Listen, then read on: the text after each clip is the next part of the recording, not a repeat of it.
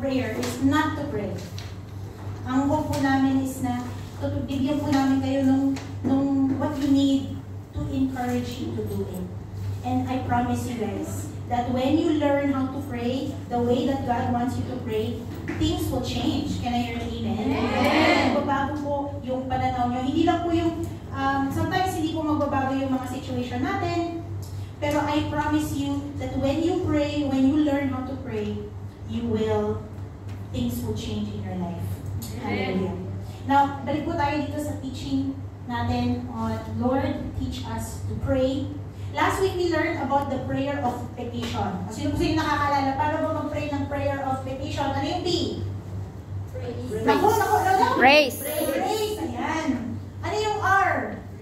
Repent. Naku. Ayan. Yung A? Ask. Naku ha. And Y is yield. Now, alam niyo po, of all the things na doon sa P-R-A-Y, obviously, some people taking prayer of petition, ang pinaka-importante is yung ask. But I tell you, the most important part of the prayer of petition is not the asking. Praise. It's the yielding. Yung magpasakop tayo sa kalooban ng Panginoon. Magpasakop tayo sa kagustuhan niya. Because you know po, if you seek His will, His will be done. And just like nakita po natin, sometimes, mag-ask tayo sa Panginoon, ibang ibibigay niya. God always answers. And His answer, His plans are always good. Sabi nga sa katabi natin, it's always good. It's always good. The plans of God for you is always good. The plans of God for you is always good. Ayan. It's always good. Hallelujah. Today po, we're going to learn a different prayer. It's called the prayer of faith. Amen. Yung term po na prayer of faith, makikita po natin sa James chapter 5. And if you have your Bible, pwede po kayo pumunta doon. James chapter 5 from verse 13 to 18. Na masabi ko lang po na actually, hindi lang naman po for that kind of prayer yung kailangan ng faith. All prayer requires faith. If you have no faith, huwag ka nang manalangin. Kasi there's no point. Even a measure of faith. Sabi ni Jesus, if you have a mustard seed of faith, you can tell this mountain to move, and it will move. Okay? Now, basahin ko lang po, James chapter 5 from verse 13. I think this is the NIV. Pag mag-stop po ako, I want you to read yung susunod, di ba? Okay, so verse 13, is anyone among you in trouble? Let them pray. Oh, thank you. Is anyone happy? Let them sing songs of praise. Is anyone among you sick? Let them call the elders of the church to pray over them and anoint them with oil in the name of the Lord. Wow.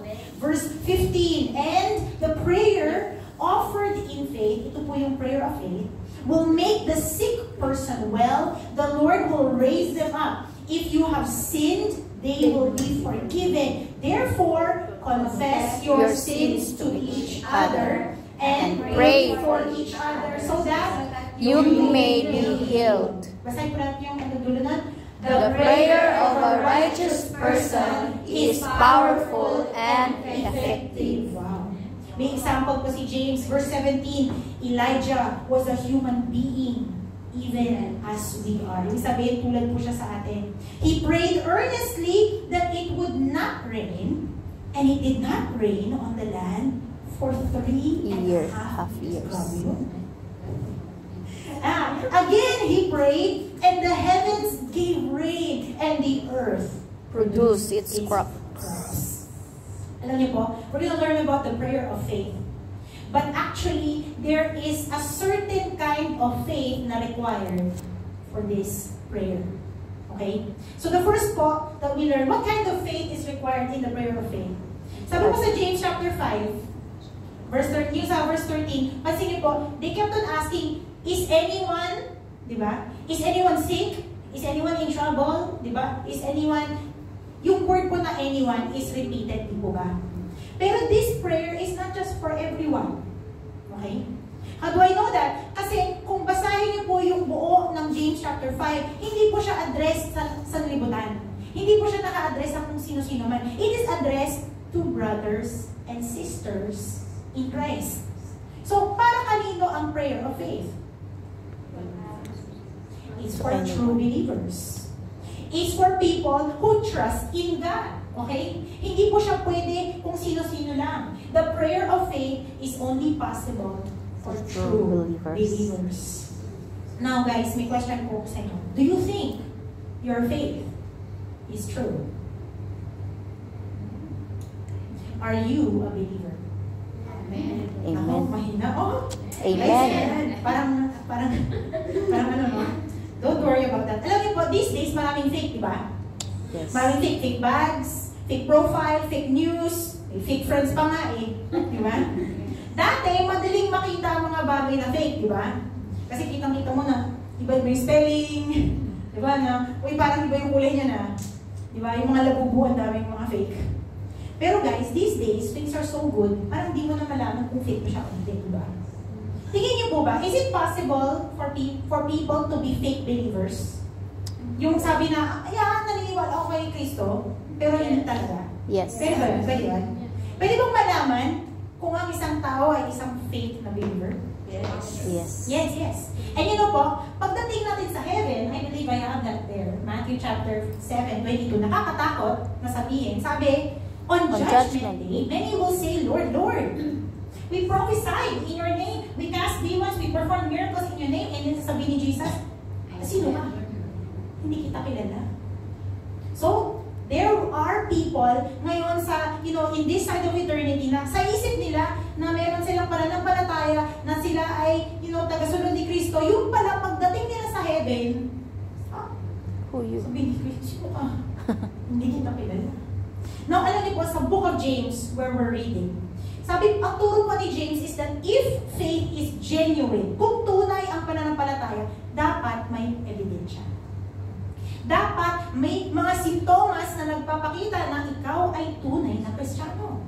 Handa na ba kayo malaman kung ano yung mga yun? Yes. Okay? Huwag po tayong tuturo-turoan. Tingin-tingin na lang tayo sa sarili natin. Okay ba? Okay ba? Okay, ayan na.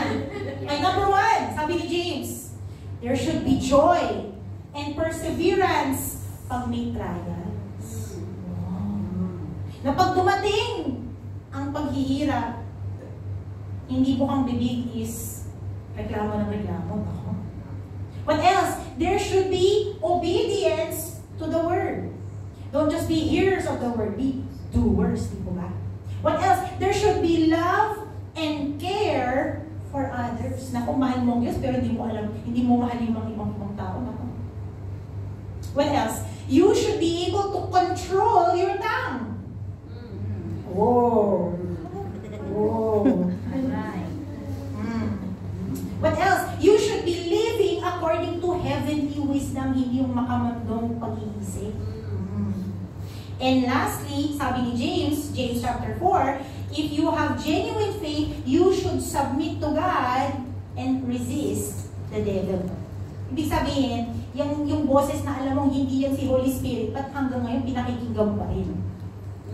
Kung ang pananampalataya ay tunay, dapat makita ang mga ito sa buhay mo. Now remember, the prayer of faith is only available for believers. And the more that you grow in faith, the more the prayer of faith becomes powerful.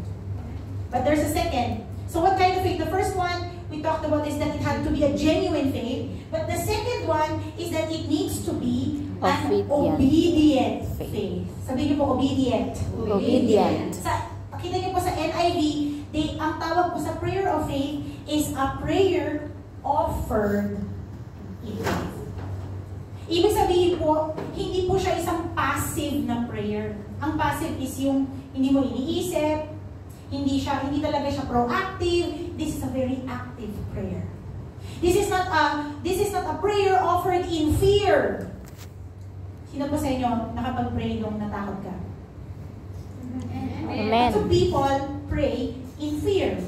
But the prayer of faith is not a prayer of fear. Yung magpipray ka kasi natatakot ka na mawalan ka ng trabaho. Yung takot ka na hindi pumasa yung anak mo, so magpipray ka. Takot ka na hindi ka makapag-asawa, so magpipray ka. Takot ka na kung baka ano nang magawa ng employer ko sa akin pag malaman niya ganun. The prayer of faith is an obedient faith, is a trusting God faith.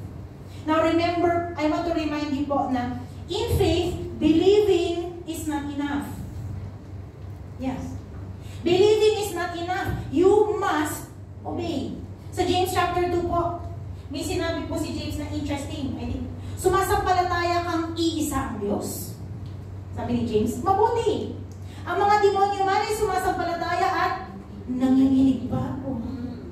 Guys, can you imagine? Yung mga demonyo, they believe in God.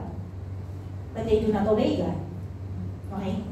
Ang mga demonyo, they fear God. Kung kilala mong Panginoon, nararapat lang na matakot ka sa Kanya. Kasi makapangyarihan siya, di ba? Siya yung pinakamakapangyarihan sa lahat, di ba ba? Ang mga demonyo, they fear God, but they do not obey God. If you want to pray in faith, your faith must be better than a demon. We must believe and obey.